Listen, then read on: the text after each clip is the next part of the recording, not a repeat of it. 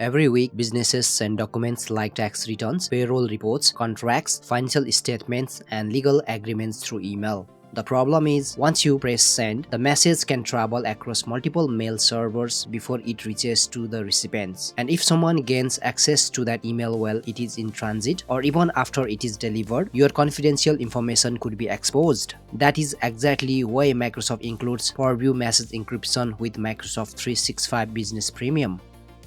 The surprising part is that many businesses already owns this feature but never use it, and even when they try to configure it, they often end up with confusing errors like encryption is disabled in Microsoft Exchange Transport or fail to acquire RMS templates.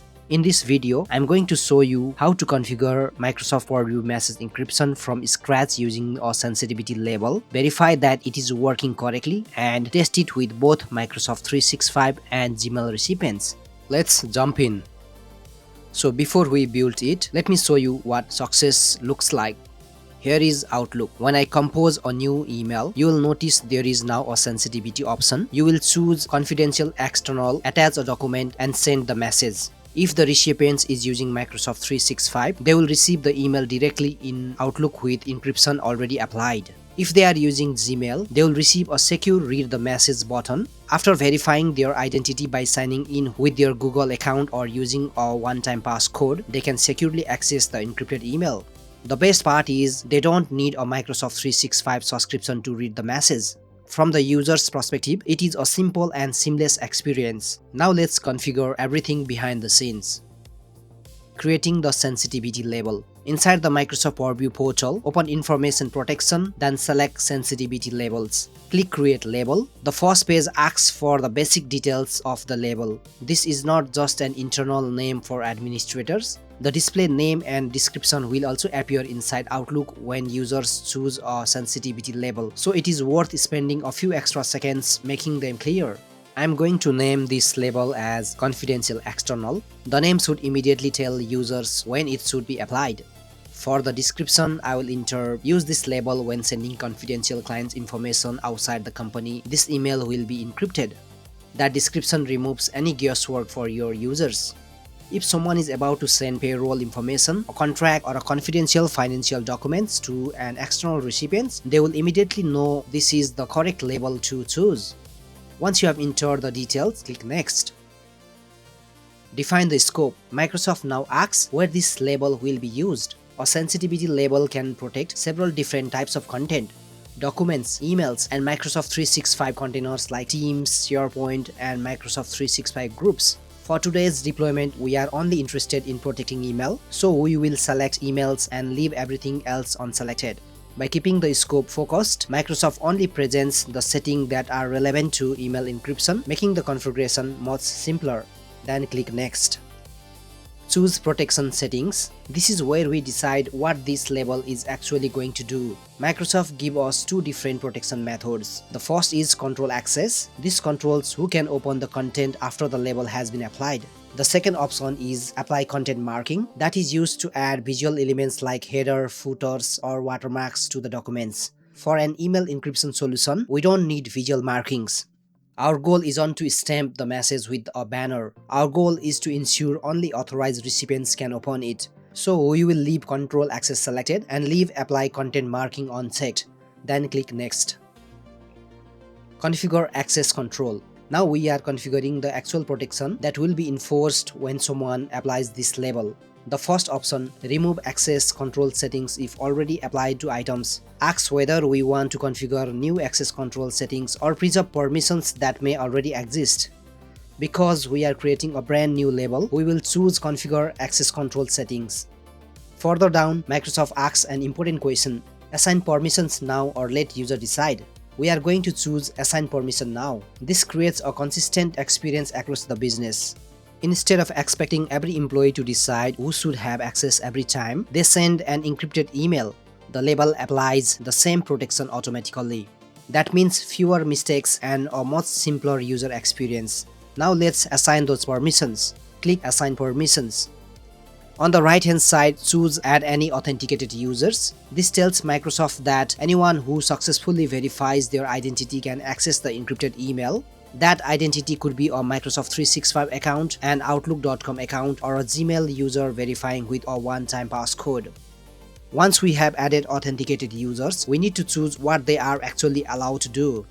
Click Choose Permissions. Microsoft provides several built-in permission labels. For most organizations, Editor is the right balance.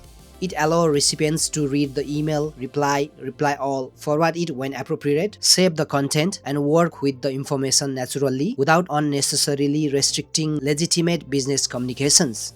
It is flexible enough for normal business use while still ensuring only authenticated recipients can access the encrypted content. Select Editor, then select Save. Back on the main page, now you will see authenticated users with editor permissions assigned. The remaining settings can stay as their defaults. Leave user access expires set to never. Leave allow offline access set to always. This default works well for most business premium deployments and avoid creating unnecessary access issues for your recipients. Once everything looks like this, click Next. Auto labeling for files and emails. The next page is auto labeling for files and emails. When auto labeling is enabled, it allows Microsoft Purview to automatically apply a sensitivity label when it detects specific types of sensitive information. For example, you could automatically encrypt emails containing credit card numbers, passport numbers, or tax file numbers. It sounds convenient, but it isn't always the right choice. In many small and medium-sized businesses, users already know when they are sending confidential information. Automatically encrypting emails can sometimes produce unexpected results and create confusion when users don't understand why a label was applied. For that reason, I recommend starting with manual labeling. Users remain in control, the behavior is predictable, and it is much easier to support. So we will leave auto labeling turned off and click Next. Groups and sites. The next page is Define Protection Setting for Groups and Sites. These settings apply to Microsoft Teams, Microsoft 365 groups, and SharePoint sites. They don't apply to email encryption. Since this label is only intended for Outlook email messages, we don't need any of these options. Leave everything unchecked and click Next. Finish creating the label. Microsoft now displays a summary of everything we have configured. Take a moment to review the settings and make sure they match your requirements. Once you are happy with the configuration, click Create Label. A few moments later, Microsoft confirms that the label has been created successfully. At this stage, many administrators think they are finished, but we are actually only halfway there. The label now exists inside Microsoft Purview, but users still can't see it inside Outlook. To make it available, we need to publish the label. Publish the sensitivity label. On sensitivity labels page, you can now see the label we just created. There are two ways to publish it. You can select the label and click Publish Label from the toolbar, or open the three-dot menu and choose Publish Label. Both options launch exactly the same wizard. I will use the three-dot menu. Choose Sensitivity Labels to publish. The first page is simply asking which label should be included in this publishing policy. Because we have only created one label, Confidential External is already selected. Click Next. Assign Admin Units. The next page is Assign Admin Units. This feature is primarily used in large organizations that have delegated administration across different business units. Microsoft 365 Business Premium environments typically don't use admin units for sensitivity labels. We will leave the default configuration and click Next. Publish to user and groups. Now we decide who will receive this label. In my lab, you will notice the scope is all users and groups for Exchange email. That is exactly what we want. Publishing the label here makes it available to everyone in the organizations who uses Outlook. If you are testing in a production tenant and you would prefer to limit the rollout, you can edit the scope and publish it to a smaller group first. Once you are ready, click Next. Policy Settings. The next page contains several optional policy settings. You will notice options like requiring users to justify removing a label or forcing users to apply labels before saving documents or sending emails. Those features can be useful in highly regulated environments, but for most business premium deployments, they introduce unnecessary complexity. Our goal is to encourage users to encrypt confidential email, not to make every email mandatory labeled. So we will leave all of these options at their default values and click Next. Default Document Labels. Microsoft now asks whether we would like to apply a default sensitivity label to Word, Excel, and PowerPoint documents. I'm going to leave this set to None. Not every documents created by your users needs encryption or classification, and applying a default label can create unnecessary work for staff. We will keep document labeling manual and click Next. Default email labels. Next is the email page. This is an important setting. Microsoft allows us to automatically apply a default sensitivity label to every new email. Although that might sound like a good idea, I don't recommend it for most organizations. Imagine every internal conversation, meeting invitation, or simple thanks email being encrypted by itself. It quickly becomes frustrating for users and unnecessary for recipients. Instead, leave the default label set to none. User can simply choose confidential external labels whenever they are sending sensitive information outside the organization. That gives user flexibility while keeping the experience simple. Click Next. Default settings for meetings. The next page relates to Outlook meetings and calendar events. You will also see several options related to meeting label inheritance and meeting artifacts. These settings only become relevant if you are using sensitivity labels to protect meetings. Since today's deployment focuses entirely on email encryption, we will leave the defaults unchanged and continue. Click Next. Fabric and Power BI. The next page applies to Microsoft Fabric and Power BI. Again, this has nothing to do with email encryption. We will leave everything at its default configuration and click Next. Name the publishing policy. Finally, we need to give the publishing policy a name. Try to use a name that clearly describes its purpose. For example, email sensitivity labels, email protection policy. The description is optional, but it is good practice to include one, explaining what the policy publishes and who it is intended for. Click Next, review the summary, then click Submit to create the policy. We have now completed everything inside Microsoft Purview. Our sensitivity label has been created. The publishing policy has been configured. Microsoft is now distributing that policy across your Microsoft 365 environment. Before we start testing, there is one thing to keep in mind. These changes don't take effect instantly. In many tenants, the label becomes available within about 30 to 60 minutes, although it can occasionally take a little longer. If you open Outlook immediately and don't see the label, don't assume something is broken.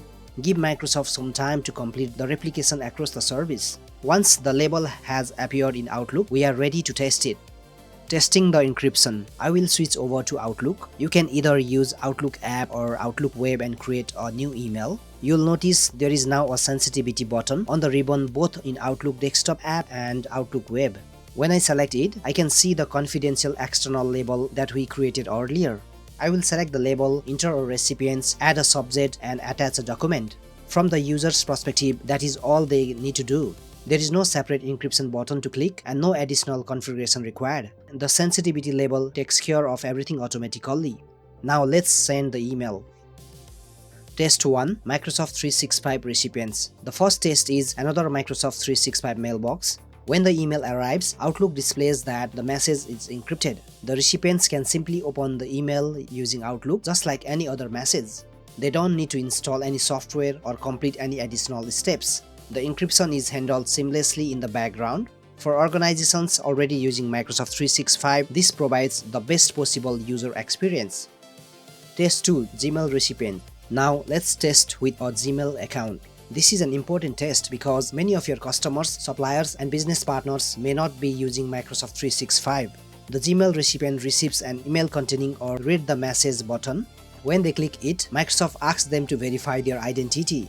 If they are using Gmail, they can sign in with the Google account associated with the email address that received the message. Alternatively, they can choose to receive a one-time passcode sent to that same email address. In this lab, I'm using Sign in with Google and sign in with my email address. Once their identity has been successfully verified, the encrypted message opens securely in Microsoft Protected Message Portal. From there, they can read the email, reply securely, and depending on the permissions configured in your sensitivity label, interact with any protected attachments. They don't need a Microsoft 365 subscription or a Microsoft account to access the encrypted message. That is one of the biggest advantages of Microsoft Purview message encryption. It allows you to securely communicate with people using Gmail, Outlook.com, and many other email providers while ensuring only the intended recipients can access the protected content. What if it does not work? If your encrypted email sends successfully and both the recipients can access the message, congratulations! Your Microsoft Purview message encryption deployment is complete. If the label does not appear in Outlook immediately, remember that Microsoft 365 can take some time to replicate the publishing policy across the service. In many tenants, this takes around 30 to 60 minutes, although it can occasionally take longer. If you are still having issues after allowing time for replications, or you receive errors such as encryption is disabled in Microsoft Exchange Transport, or fail to acquire RMS template, or other Microsoft Right Management errors, don't worry. These issues are usually related to the Exchange Online Rights Management configuration rather than the sensitivity label itself. I'll cover the troubleshooting process in a separate video in the future. In the meantime, if you have any questions or run into a specific error, let me know in the comments and I'll do my best to help. Summary: we have now completed the entire deployment. We created a sensitivity label to protect the confidential emails, configure the encryption settings and assign the appropriate permissions, publish the label to our users, allowed Microsoft 365 time to distribute the policy, and finally verified that encrypted emails could be sent successfully to both Microsoft 365 and Gmail recipients. At this point, your email encryption solution is ready to use. From now on, whenever someone in your organization needs to send confidential information outside the business, all they need to do is select the confidential external sensitivity label before sending the email. Microsoft Purview message encryption takes care of the rest. If you found this video helpful, please give it a thumbs up. It really helps support the channel, and let me know if you would like to see more practical Microsoft 365 tutorial like this. If you are new here, I regularly share real-world guides covering Microsoft 365, Intune, Microsoft Entra ID, Microsoft Defender, Exchange Online and cybersecurity based on hands-on deployments, not just lab demonstrations. If that sounds useful, consider subscribing so you don't miss future videos. Thanks for watching and I'll see you in the next one.